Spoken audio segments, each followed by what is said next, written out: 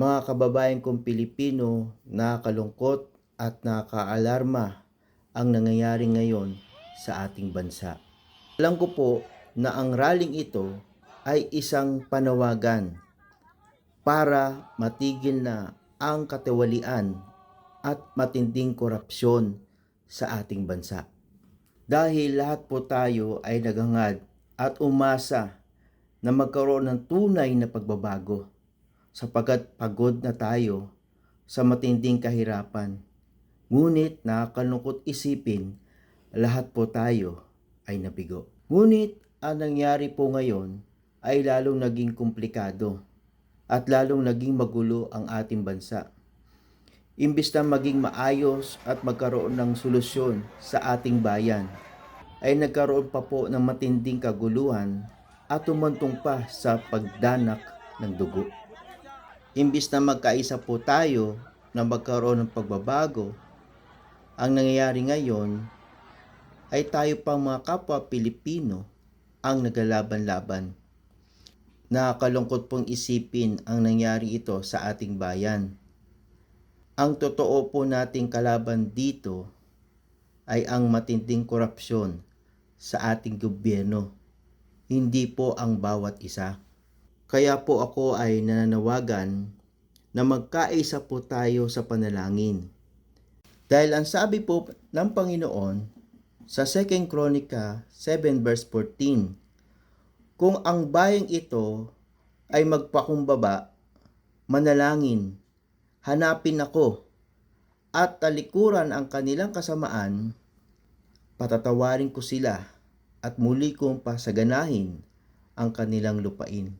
Alam niyo po mga kapatid, kung lahat po tayo mga kapwa Pilipino ang magkaisa manalangin, ang Diyos po ay didinggin tayo. Para po matigil na po itong pagdanak ng dugong ito, na alam po natin, pag lahat po tayo ay lalapit sa Panginoon, sabi nga niya, I will heal their land. Pagagalingin tayo ng Panginoon mga kapatid, may pag-asa tayo sa Panginoon. Huwag po natin iasa ang ating bayan sa tao. Iasa po natin ito sa Panginoon. Dahil walang perpektong tao na uupo sa ating gobyerno.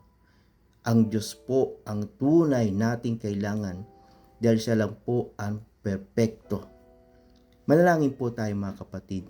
Panginoon, patuloy kaming lumalapit sa iyo in behalf of our country, Philippines, sa matinding korupsyon, sa matinding kaguluhan, sa pagdanak ng dugo.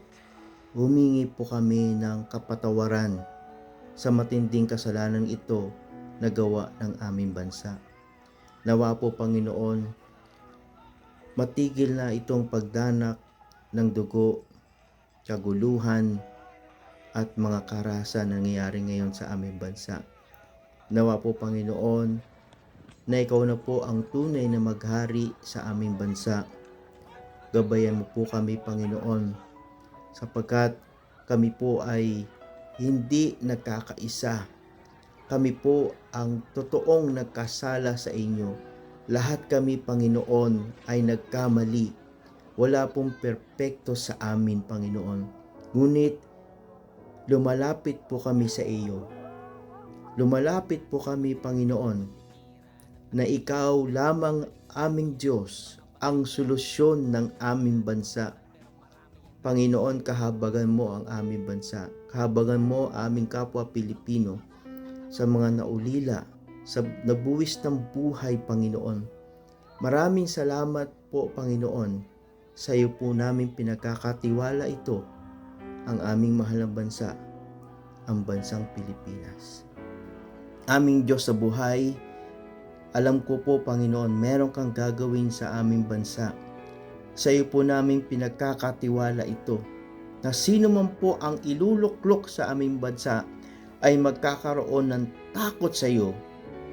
Ang upo sa aming bansa ay ang makadiyos, makabayan, at gagawin nila ang kanilang tungkulin ng buong katapatan. Maraming salamat po Lord sa gagawin mo sa aming bansa. sa iyo po namin inaalay ito. At maraming salamat Panginoon, tunay nga ikaw ang Diyos na mabuti sa lahat. At binabalik namin sa iyo ang lahat ng papuri, pagsamba at pasalamat. Sa pangalan po ng Panginoon Hesus. Amen. Mga kapatid, mga kababayan, pagpalain po kayo ng Panginoon.